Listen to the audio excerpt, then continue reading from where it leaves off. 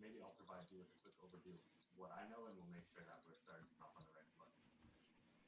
Cool. So Ben mentioned that you raised some money, you're tackling virtual events, which we all know, and been through a crappy one. It sucks. It sounds like you're doing things better. Okay. He mentioned Hi, everybody. Welcome to the third and final edition of our three-part series on LinkedIn profile optimization, on LinkedIn prospecting. We're super excited to have Cynthia Barnes back with us again. Thank you so much, Cynthia, for being here. It is my absolute pleasure. My absolute pleasure. So I'm excited for today's content. We're going to review a little bit of what we covered in the first two sessions, and then go into what steps you need to take day by day, hour by hour, week by week, and month by month to make this all work. So sit down, grab a pen, and let's go. Awesome.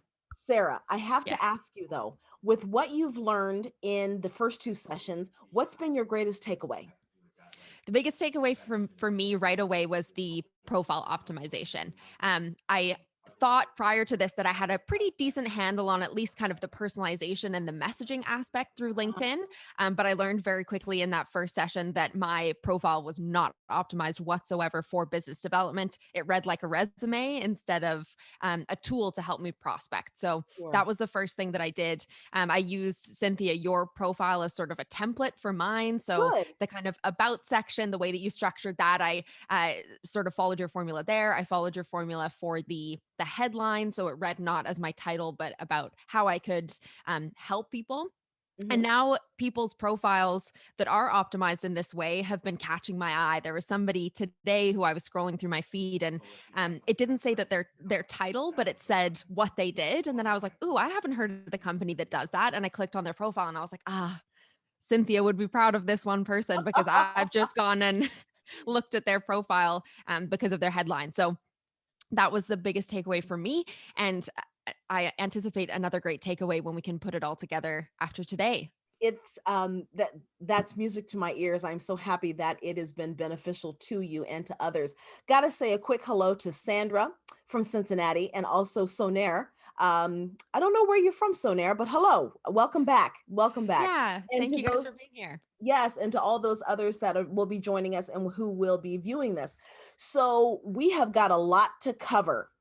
And I've been told that attending my sessions is like drinking from a water hose. So I'm going to give you a lot of information today, a lot of actionable steps, and hopefully you'll get the YouTube link, and then you can always go back and review. And as things change in your world, and as you become more proficient and more adept at using LinkedIn and prospecting with LinkedIn, you'll go back and review the video because you'll pick up even more tips. It's almost like reading a book. You have to read it 6 different times over your career because you pick up something every single time you read it.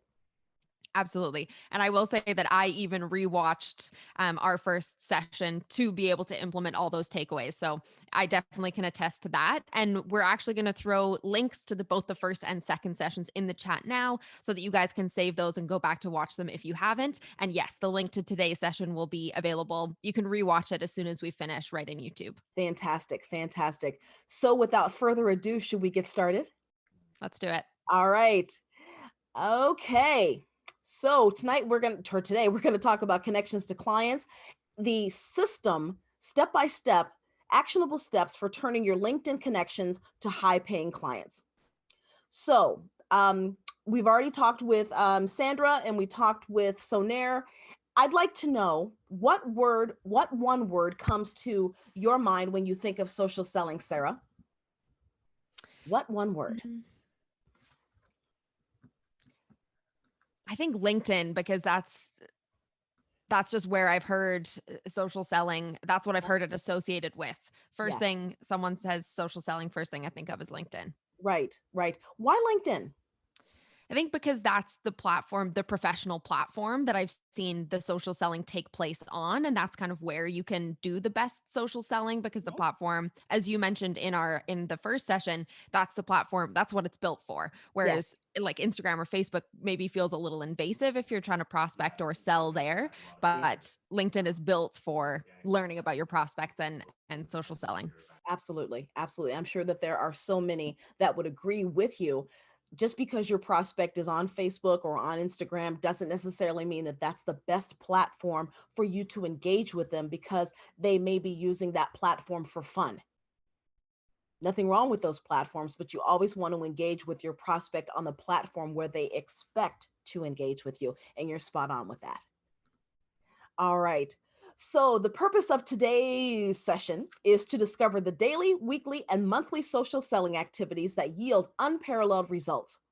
Is it going to be hard? Challenging? Yes. Doable? Absolutely. Worth it? Without a doubt. We're going to talk about where to spend your time on what matters most and learn how to attract, not attack, your ideal buyers. Okay, so who am I? I am Cynthia Barnes, a 2020 LinkedIn top sales influencer, founder and CEO of the National Association of Women Sales Professionals. We grew our membership to 15,000 in less than 2 years. I'm a top 35 women in sales expert. I consult to companies like Oracle and Google on how to attract, develop, hire, and retain women in sales. And the one I'm most proud of is I'm the world's greatest auntie to my 8-year-old niece. That is the one that brings me the most joy. All right. So today we are going to review their LinkedIn profile, talk about the content strategies review, talk about goal setting, daily activities, weekly activities, monthly activities, and then a day in the life. So people always ask me, Cynthia, how do you take all of these activities and put them into an 8-hour day? And I say, well, first of all, it's not an 8-hour day. It's more like a 10-hour day, but it's adaptable to your schedule. It's flexible. As long as you get the main components in, you can do it whenever you want to. But I'm going to lay out what I do and my best practices for how I make it work. Okay, so lesson 1, a fully optimized LinkedIn profile attracts, markets, and sells for you. And we briefly went over that earlier. And again, Sarah, if you could let everybody know that there is another episode number 1, session number 1, and Sarah's going to drop that link in for us. Absolutely.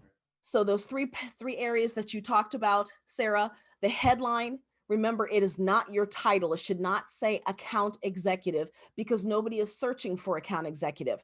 When your profile is optimized, search engine optimized, it is going to pop on Bing, Google, and Yahoo. I don't know anybody who uses Yahoo or Bing anymore, but it's going to pop there. So we want to make sure that those SEO keywords are in our headline, in the about section, and in the experience section. So lesson number 2 is content strategies. We talked about content strategies. We talked about the sales funnel, those 8 questions that we have to answer in our posts on LinkedIn to move our prospect through the sales funnel. And a question I want you to ask yourself before you post is, are you creating content that moves your buyer through the sales funnel, or are you just entertaining?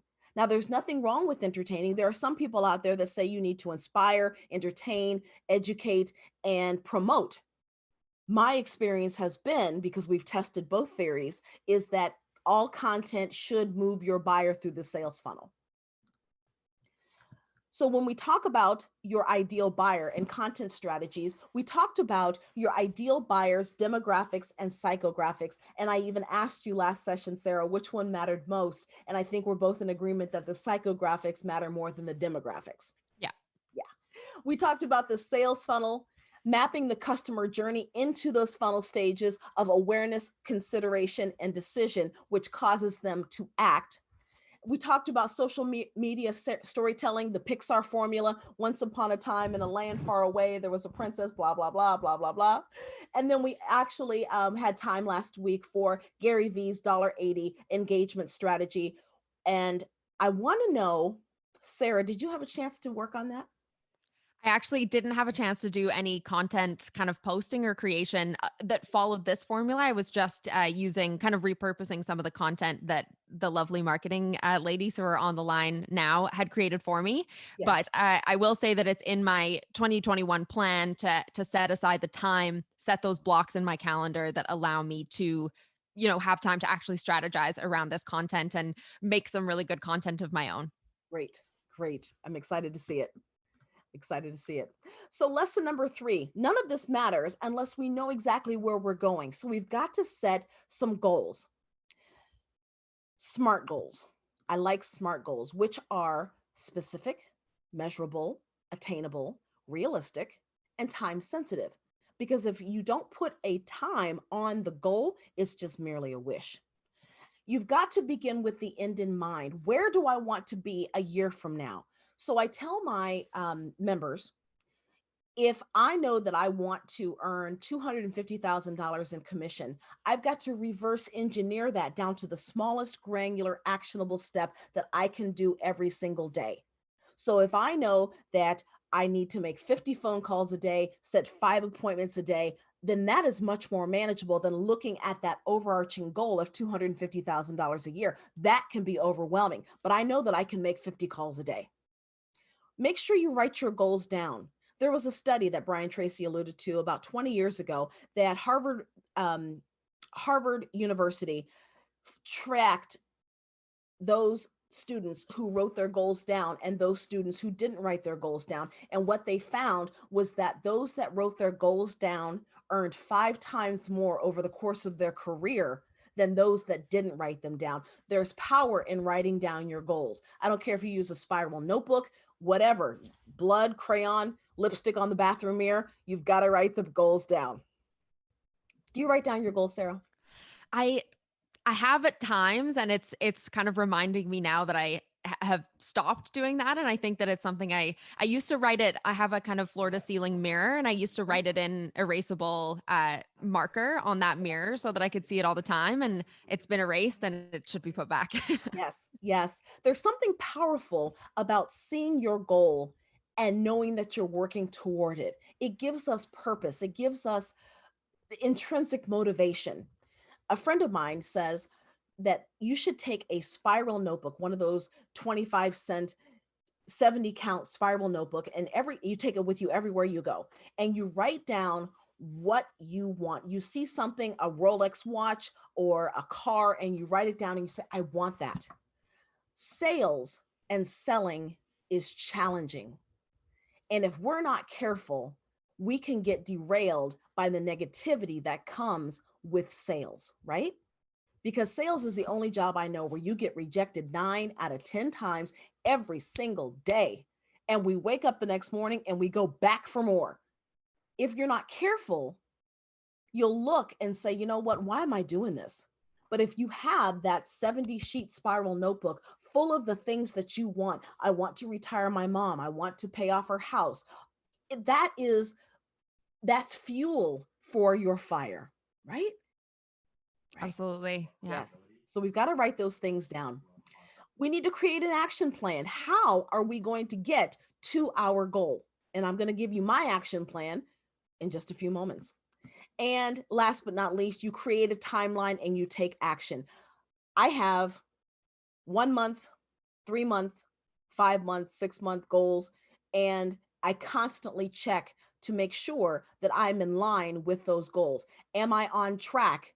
Because as they say at Chrysler Corporation, the old Chrysler Corporation, when performance is measured, performance improves. Okay. All right. Are there any questions so far before we move on?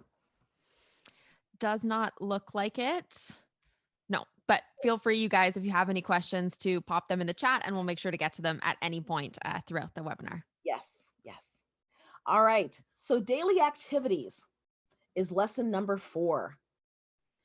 So what I want you to do is to go to 90 prospects' profiles and leave an insightful comment on their post. Your 2 cents. That's how we get to the $1.80. So 90 times 2 cents is $1.80. Now, not all of your 90 prospects are going to post every day. So you won't have an opportunity to make 90 comments because there just aren't enough. So that tells me, and should tell you, that you have to have a target list, a prospect list of more than 90. I would say close to 500. And I know that sounds daunting. When you fill your pipeline with 500 prospects, if you lose 2 deals, it's no big deal because you've got 498 more to work with.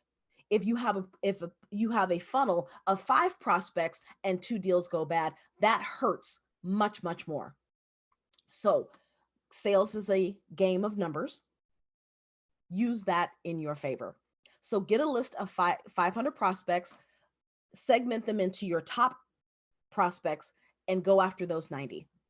Post a status update every single day that's relevant to your ideal buyer. Remember, it should move them through your sales funnel. And I say every day because consistency leads to, consistency leads to trust. If you don't post every day, people don't see you every day, and it just doesn't work. So you've got to post every single day. And always remember to engage, engage, engage. So after you go to those 90 prospects profiles, you leave the insightful comment. Others will leave comments too. You engage with those comments. Does it take time? Yes. Is it worth it? Yes. Remember, this is about relationships. So if someone leaves a comment on your profile, you owe it to them to respond. Something insightful, not just a thank you, Charlie. Right? Right. Okay. So this brings us to weekly activities. So that's what we're going to do every single day. Now on weekly activities, we're going to view Sales Navigator saved searches. So if you're using Sales Navigator and you have some saved searches, I'd like you to go every single week and look at who Sales Navigator says are your new prospects. Tag those new prospects and connect with them. Send a connection message.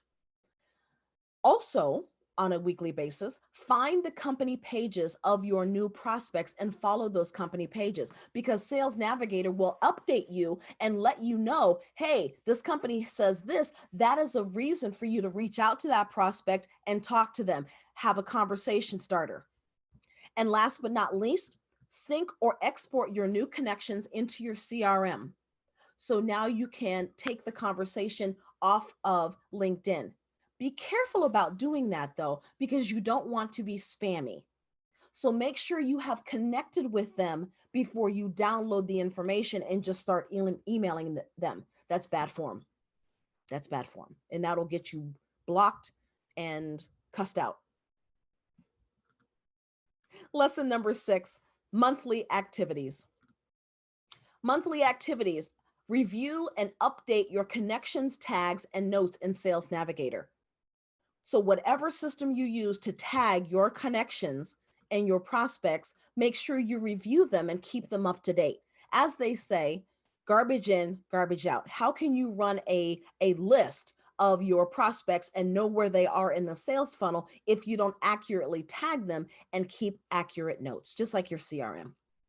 Make sure you sync on a monthly basis your contact data. And there is a way for you to go into LinkedIn and download all of your contacts, and you have all of the notes. If you have a team subscription with Sales Navigator, it automatically goes into Salesforce or into HubSpot.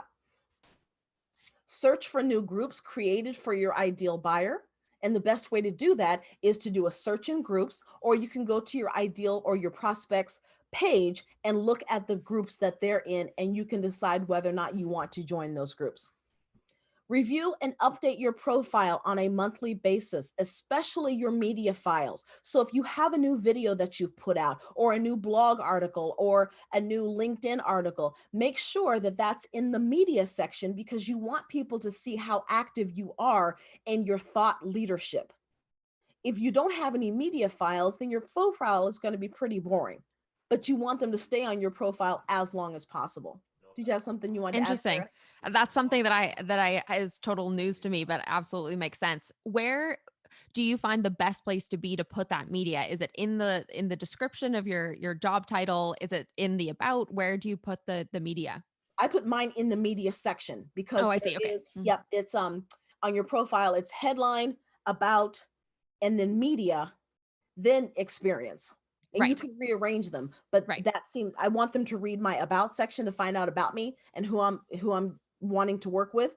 And then my media, now I want them to go see my keynote addresses and my videos and all that good stuff. Yes. Got it.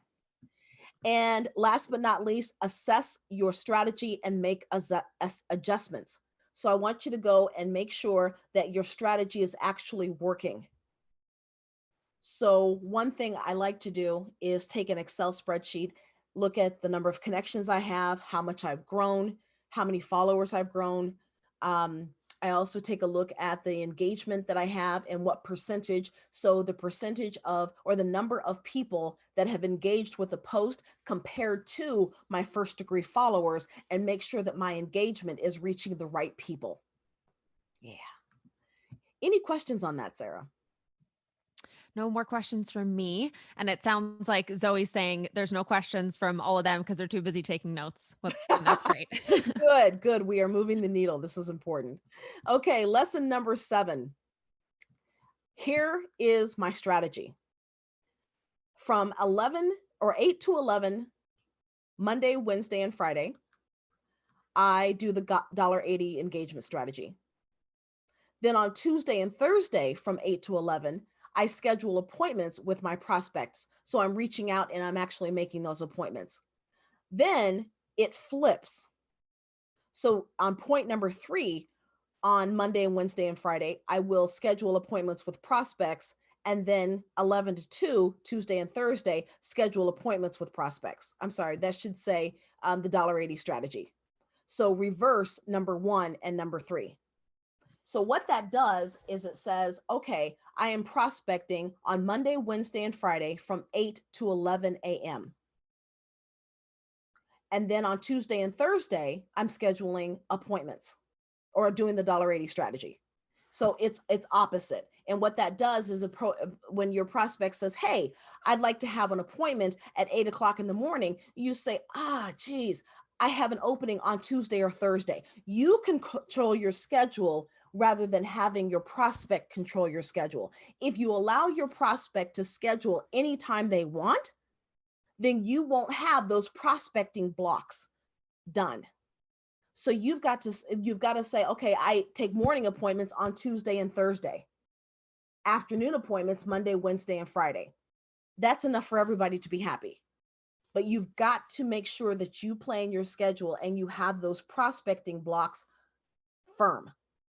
Also, the $1.80 strategy of 3 hours, which should take you no more than 3 hours to do every single day, to go to those 90 prospects profiles and engage. Then between 10 and 11 a.m., you post to LinkedIn.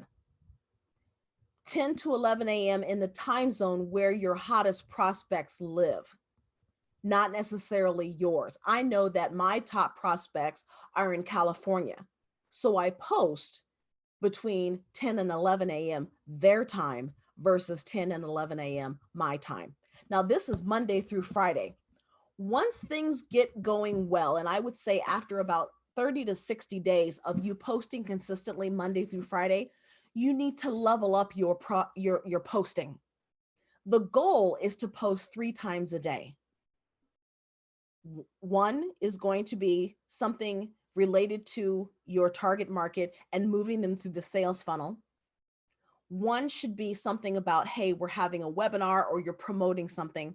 And the other one should be something about, how do I say this? Light. And if you're looking for light content, there is Louise. There's a content by Louise, and she does everything from, she will create a calendar for you of National Sneaker Day is on this day. So every so often put something in there fun, because people want to see that side of you, not just business.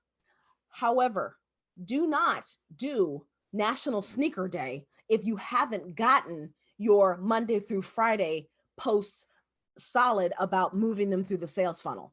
You've got to get that solid. It's like if you can't get the credit, you can't get the extra credit they used to tell us in school.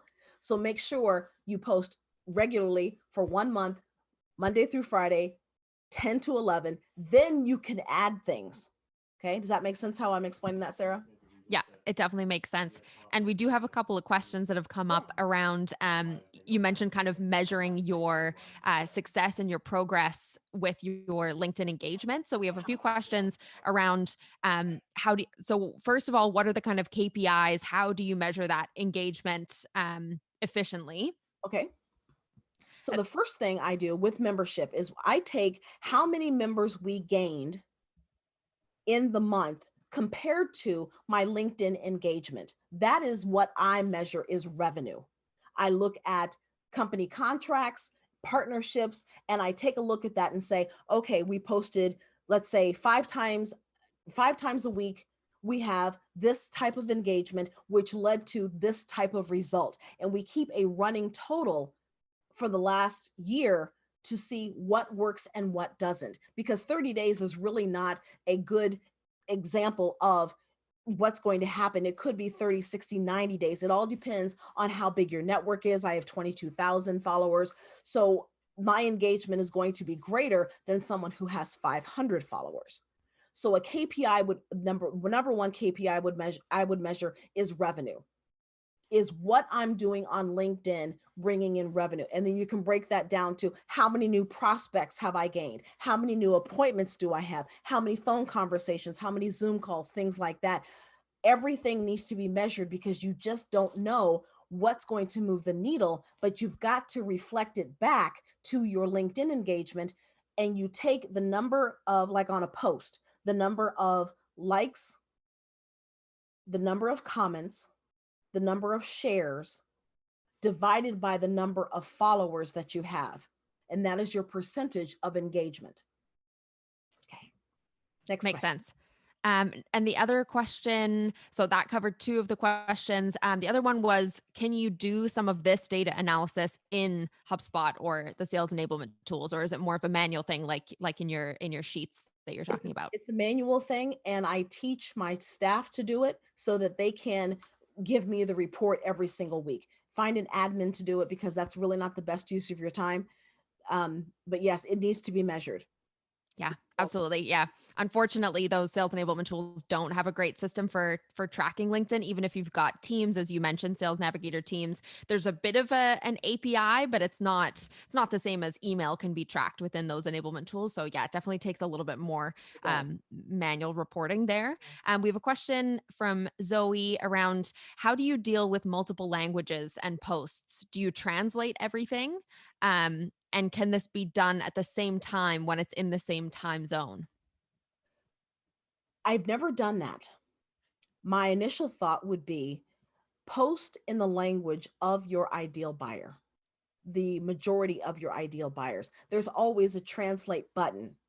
But if you take a look at, I used to have a manager who would meet with me every single week, and he would say, who are your top 5? Who are the top 5 prospects that if you converted them this week would move the needle the most? So take a look at the top 10% of your funnel, of your pipeline, and say, they speak this language. Then that would be the language that you need to post in. Awesome. Hopefully that answers your question, Zoe. And yeah, we can move on. Yes. So between 2 and 6 p.m., I do discovery calls and appointments. So it could be an initial call, which I call a discovery call. And those are only 15 minutes because they are mapped out. I have all of the questions that I'm going to ask. And the discovery call is to make sure that this prospect is qualified and simply worth your time to keep pursuing. There's very little information shared on my end because this discovery call is about, I want to make sure that I am the right person or the right company to satisfy their needs. Then I follow up with a 30-minute call to say, based upon what you shared with me, Mr. or Miss Prospect, here's the solution that I recommend. So I do those between 2 and 6 with 15 minutes in between because something may run over and you've got to take care of necessities. Then between 6 and 6:30, review the current day. I always ask myself, what went well and where can I improve? What went well Where can I improve? And then I plan the next day with that data. And that's what I do. So between 8 and 6:30, it's on the computer until my Apple Watch says, hey, you need to get up and walk. Any questions on that, Sarah? Doesn't look like it. Okay. So what I'd like to do is talk about some best practices. And I alluded to this earlier, post Monday through Friday between 11 a.m. or 10 a.m. to 11 a.m. Consistency builds trust. Join a LinkedIn engagement pod. Are you a member of any, Sarah? No. Okay. Do you know what one is, or should I explain it? Please explain. Okay. So a LinkedIn engagement pod is a group of people that when you create a post for LinkedIn, you take the link to that post and you send it to your pod. And your pod could be 20, it could be 30. All of those people in your pod will then go back and like, comment, and share your post. So when you post something, Sarah, and I post it or share it or comment it, my 22,000 followers are now going to see it. And that increases the chances that they go back and look at yours. Mm-hmm. So imagine having 20 people with 22,000 followers comment on your post. Now you get much more visibility. Yeah. And it also shows the LinkedIn algorithm that your post is gaining traction. So they're going to show it to even more people. Okay. Mm-hmm. And last, leave relevant, thoughtful, and insightful comments that are at least 6 words in length. Your goal is to be the most popular post or the most popular comment, because people are going to see, you want visibility, you want them to follow you, you want them to see you as a subject matter expert or thought leader, and you want them to connect with you. That is attracting your target market rather than sending cold emails trying to attack them. Nobody likes that. Yeah, for sure. We have another question from Zoe. So when you talk about getting prospects through the funnel with your content, what is the schedule or time that should be invested on each piece of content for each stage of that funnel? Yeah. And she's wondering, do you post daily at least once for every stage of that funnel? Or is your one post a day that moves the prospects through the funnel just one stage of the funnel each day? Excellent question. I would start with just one question of the 8. Answer one of those 8 questions, like what is social media marketing? And then create a post, 1,300 characters, that answers that question. Let's start small. Let's not bite off more than we can chew, because it will become overwhelming. We create all of our content in the beginning of the month. And then we put it in Hootsuite or Buffer and let Buffer or Hootsuite send it out to LinkedIn, because we don't really want to take the time to set an alarm and say, okay, it's 10:15, we need to post on LinkedIn. Everyone's busy. So if we come up with content, then we can put it in once and let it rip. Smart. Did that answer the question? I think it does. And one other quick question here. How do you find engagement pods? You ask around to see if any of your members or any of your colleagues have an engagement pod. You can also start one yourself. So to start one yourself, I would reach out to you and say, hey, Sarah, I'm creating an engagement pod. So I'm going to create a message on a group message on LinkedIn. I can add people and remove people. And then I have some rules around it that you can only post things like to your feed. You can't post other people's posts, things like that. Yeah, but engagement pods are kind of like an under the radar kind of thing. Not a lot of people belong to them.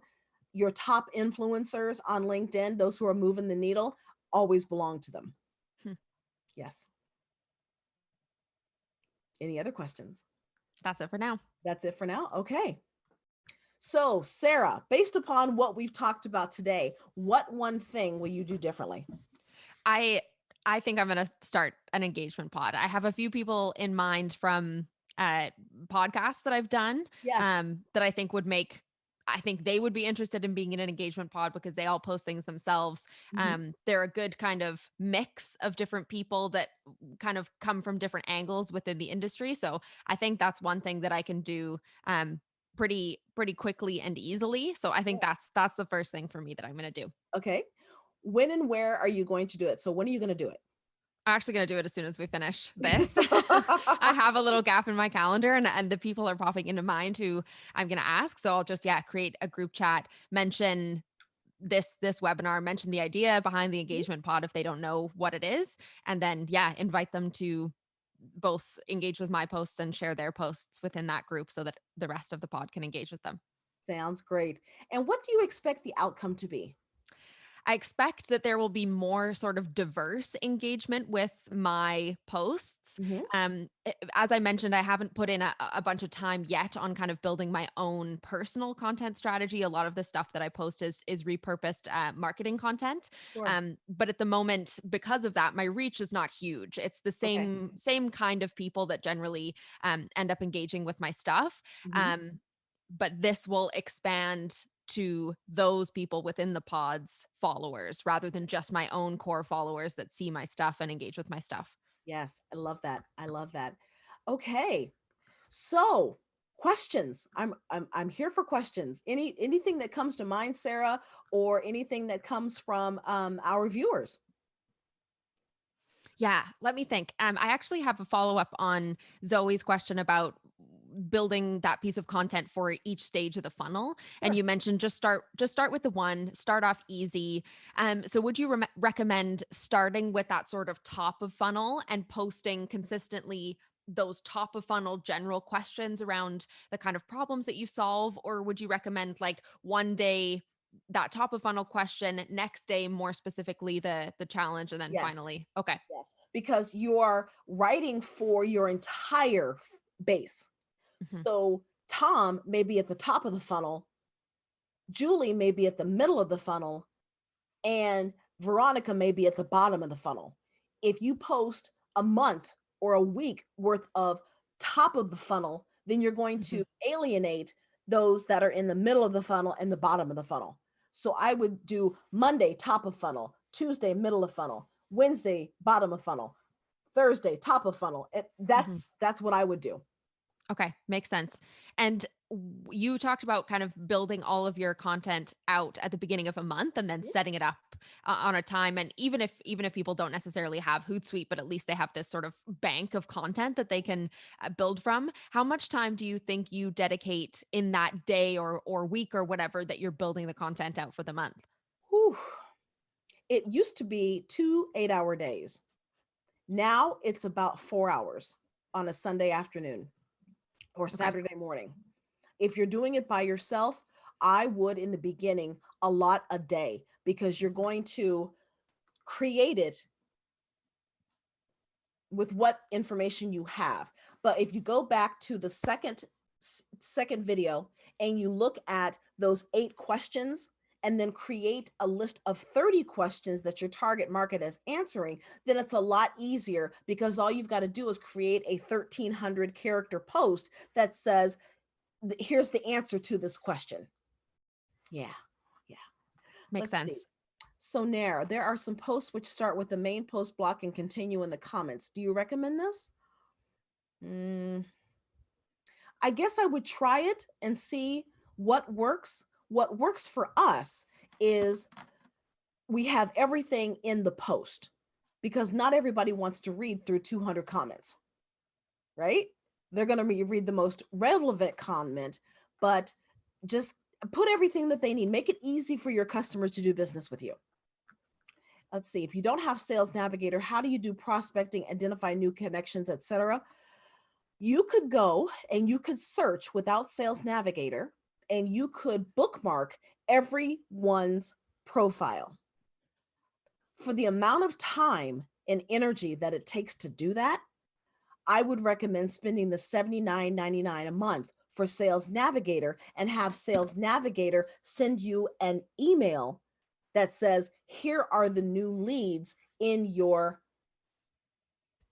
followers. It's definitely worth it. Definitely worth it. The only time I hear people say Sales Navigator isn't worth it is if they don't know how to use it. But invest in it. It is an investment and it's so worth it. Let's see. How do you scrape lead data from LinkedIn? You can download your connections from LinkedIn, and you can go into my network, and there's a button on the right-hand side that says download my connections. I wonder also if maybe that question is wondering how to get like more contact information than you can just see on that LinkedIn profile. Because I know that when I first started in my role, we didn't have Sales Navigator. And so we would use a tool, Lead IQ, to pull some of that contact info from a LinkedIn profile, because um, sometimes LinkedIn people don't want to share that contact info on LinkedIn because they know that they're going to get prospected. Right.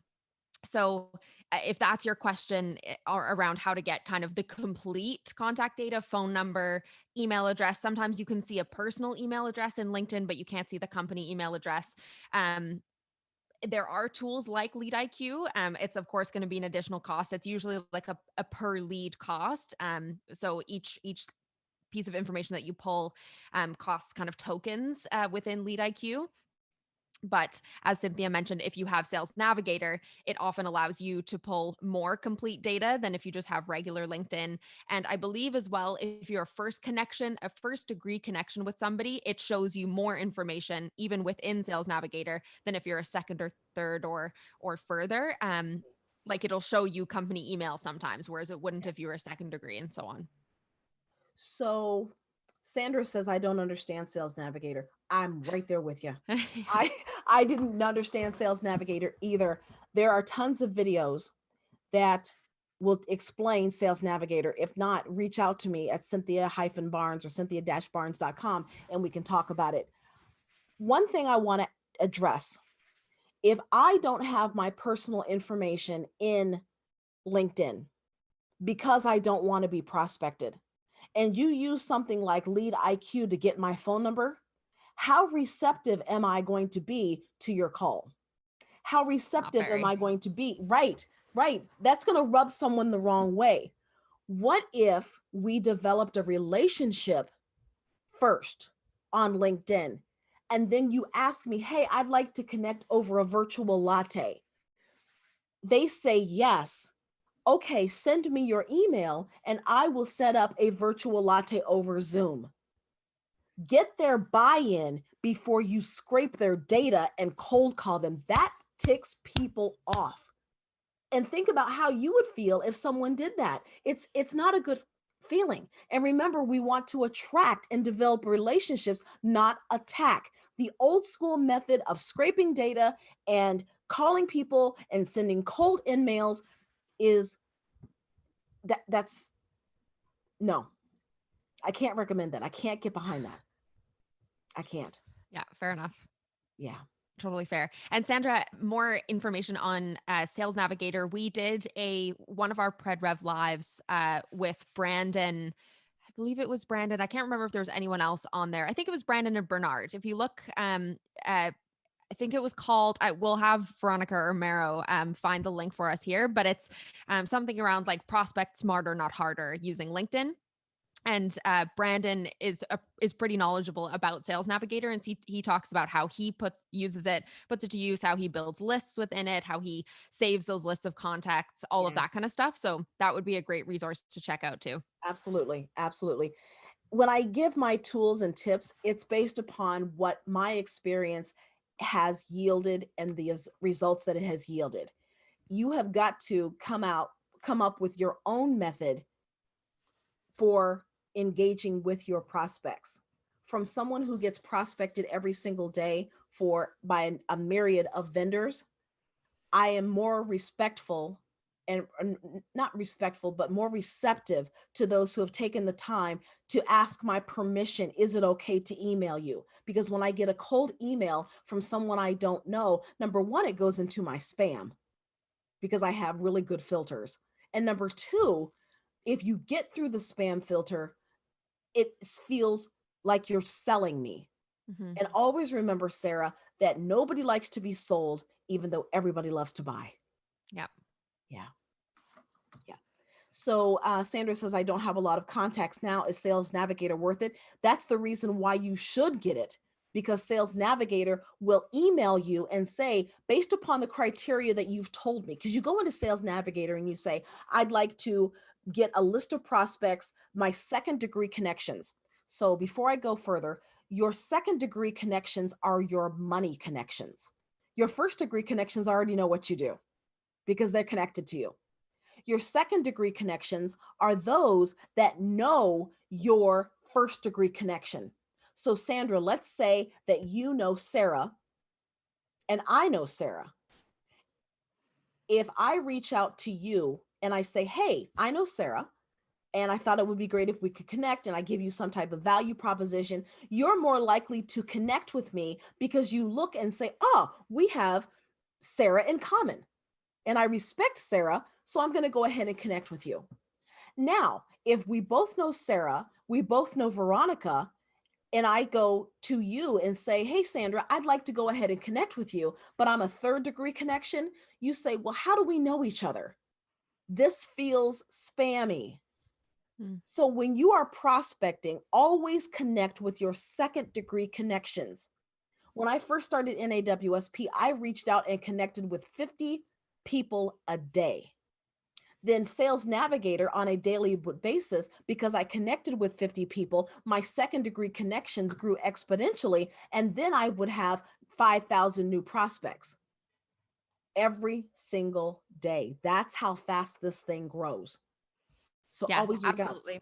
second degree connections. Yeah, I think that's one of the great things about Sales Navigator is your ability to filter the lists based on these types of criteria. The other thing that kind of ties into everything we've been talking about in this series, and also into this $80 strategy, is another thing you can do in Sales Navigator is filter by your prospects who have been active on LinkedIn in the past 30 days. Yes. So those people that are going to be worth that $80 strategy, because we all know that some people just aren't active on LinkedIn. And so if you've picked somebody to be in your 90 who posted like 6 months ago that they were hiring and then they haven't posted since, they're not going to be a great target for this strategy. So if you can build up this list of criteria within Sales Navigator, there are all these great fits, and then you filter by active within the past 30 days, you're that much more likely to be able to engage with their posts. So that's something that I use and I found really, really helpful. Very helpful. Yes. I'm glad that you mentioned that, because we don't want to invite someone to connect that hasn't been on there for a whole year. Because even if they do connect with you, trying to start up a conversation is going to be like pulling eye teeth. Yeah. Right? Yeah. Yeah, absolutely. Other questions? Do we have any more questions, guys? Did that help, Sandra?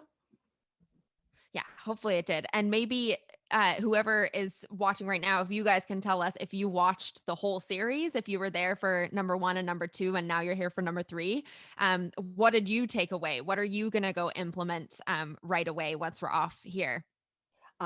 Sandra has a question. Do you have verbiage you use to connect, or is it different with all? I used to take the time to connect with everyone and create a different message. And then I thought, are people even reading that message? And the chances are unlikely unless it's overtly spammy. So I have the same message that I use to connect with everyone, and it gets me anywhere between 90 and 93% connection rate, acceptance rate. Yeah. So figure out what message you can craft, personalize it with their name, but then use that, especially if you're doing 50 a day. Yeah, find a good template for that. Yeah. And there are really good ones out there. Get one that's authentically you and with your personality, so kind of tweak it. But yes, I would just copy and paste it and put in their name. And one thing I found, and I've tried a lot over the years, Sandra, is to always use the word hey instead of hi. So I would say, hey, Sarah, or hey, Sandra, because this is friendly. This is relationship. If I say, hi, Sarah, that triggers the spam guard. So always use, hey, we're friends. I'm friendly. We want to be friends. Yeah. That's so interesting, because that's kind of indicative of the fact that LinkedIn is a different platform from email. And I think we're so used to sending the like slightly formal professional email, where you maybe don't want to say, hey, so-and-so, if you've never connected with them before. But with LinkedIn being a social platform, social business, but still social first and Yes, foremost, it takes a different type of verbiage to it does. versus email. Yes. And you also want to separate yourself from those who are those spammers. If you are genuinely concerned about developing relationships, it should come through in your messaging, in your posts, in your comments. Let your personality come through, because even though LinkedIn is a professional platform, we still have an opportunity to show our personal side. And that's what is going to separate us from everybody else out there who wants to be formal and spammy and salesy and all that good stuff. It's about relationships, and that's where women really excel. Is we value relationships and we prioritize relationships. So use that to your advantage.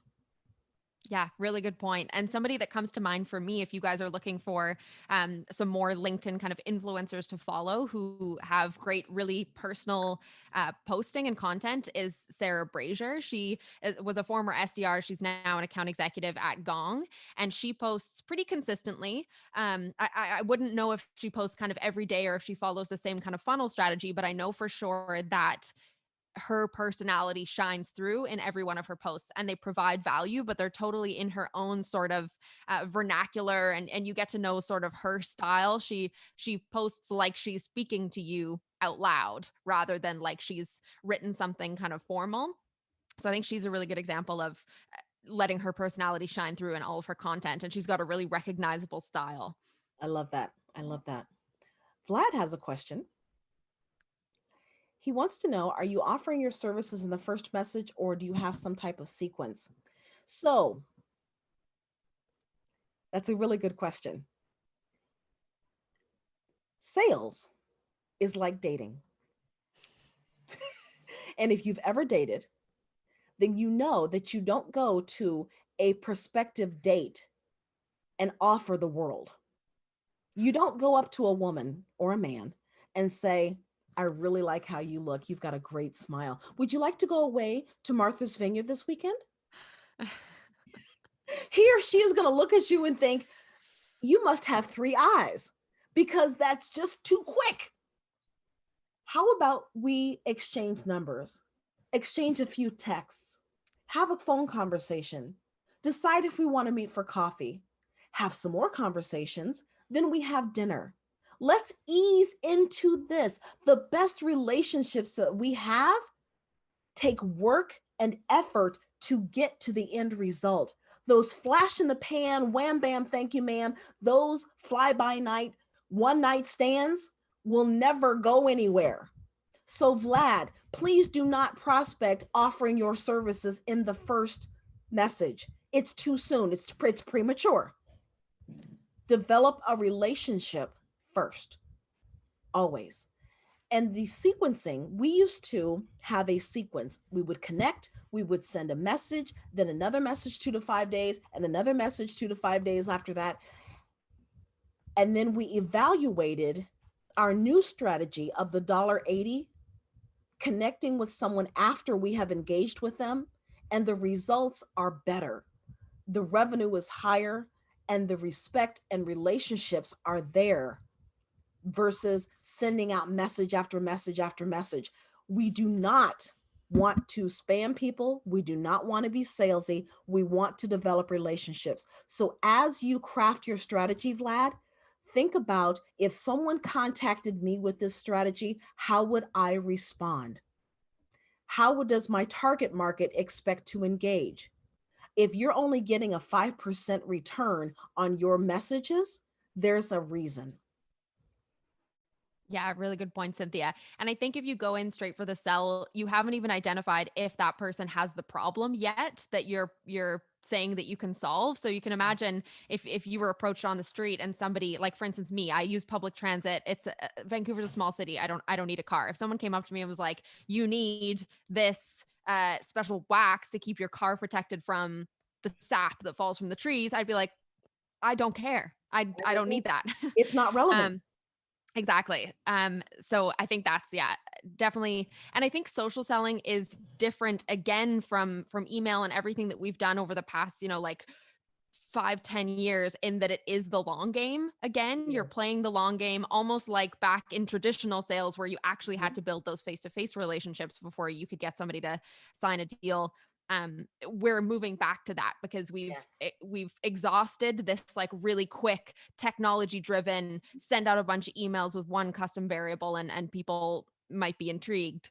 We're kind of having to revert back to the much slower long game. Yes. So you got to know that, I think, with social selling, it's not quick wins. It's not like one connection and then that's the meeting and then that's the deal. No. It's a, yeah, much longer game. You've got to nurture people. You've got to nurture relationships just like dating.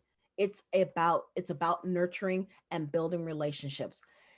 In this world of 2020, we are more connected than ever. However, we're more disconnected than ever. And people crave connection. They want to feel like they are somebody's special, like somebody's looking out for me and wowing me. They want to be celebrated, not tolerated. So make your customer feel like they are the only person in the world. Mary Kay used to say, pretend everyone is wearing a sign that says, make me feel important. Hmm. So when you have your prospecting strategy, make them feel important. Awesome. Really interesting. And we're getting to kind of 3 minutes before the end of the hour here, folks. So I just want to say thank you so much to all of you for joining us, whether it's the first time you joined us today on the third episode or whether you've been with us since number one. Remember to go back and watch those first two if you haven't yet, because they're the foundation to everything that we talked about today. And yeah, there's really great takeaways. We'd love to see you comment what you took away right now, or once the live stream is up under the video, you can continue to do that. You should follow Cynthia on LinkedIn so that you can see all of her great content and take ideas away from that on what you can do, and also just so that you can actually learn from the great things that she shares. You're also welcome to connect with me on LinkedIn. I've still got room for some connections, unlike Cynthia. I'm not yet at that influencer status, so I've got a little room for some connections, and you can always ask me any questions. And Cynthia, thank you so much for My this wonderful pleasure. series. Yes, thank you so much for having me.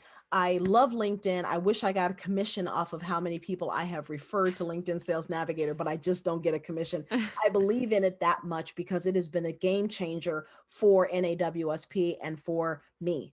So if you are thinking about LinkedIn Sales Navigator or on the fence, it is worth the investment. Make sure you take the time to learn how to optimize it. And again, Sarah, thank you so much for having me. And Sandra and Gwen and Vlad and Sonair, thank you so much for joining us. Your input has been valuable. I'm so grateful. Thank you. Thank you. Thank you, all of you guys. And happy holidays, whatever Yes, holidays you may be taking. yes, Happy end of the year, end of the quarter. Hope things go really well for you guys, and hope 2021 picks up a little from what we all went through in 2020. absolutely, absolutely. But one thing is for sure, that if we can get through 2020, we can get through anything. So true. Yeah. Now everybody go sell something.